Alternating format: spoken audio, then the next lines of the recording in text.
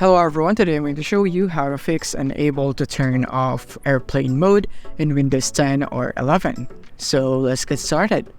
So here we are in Windows, and now from here what we're going to do to fix this issue is that we're going to troubleshoot this first. So the basic troubleshooting for this would be going here into your taskbar and click here on the message icon at the bottom right here, and once you click on it you can see the airplane mode icon right here. So all you have to do basically when you can see this already is just click on it and see if you can activate it just like so.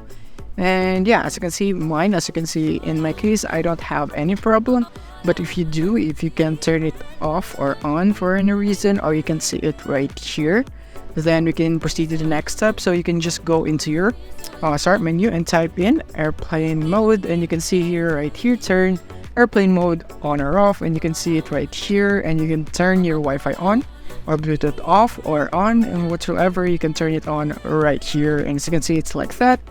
And yeah, that is basically how the basic troubleshooting for the airplane mode. But if there is really something wrong that you can access it, then you can go here into your start menu and go to services right here, and you want to find the radio management right here, the radio management service. You want to double click on it.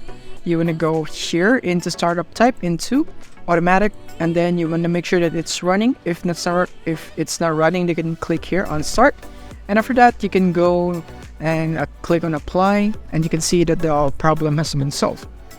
And another thing that you can do if the problem is not solved is you can go into start menu, and from here you can go to device manager right here under control panel, and then from here you want to go into network adapters, and then you want to select the Wi-Fi or the Ethernet that you're using. So if I'm using a Wi-Fi, I'm gonna choosing this one because this is what I'm using, and right click on it, and then go to update driver, and then search automatically for drivers, and after that you can right click again and go into properties, go into power management, and make sure that this is unchecked, and then you want to hit OK, and after that you can now see that the problem has been solved. So that was were the steps on how you can fix this problem. I hope this video helped you out.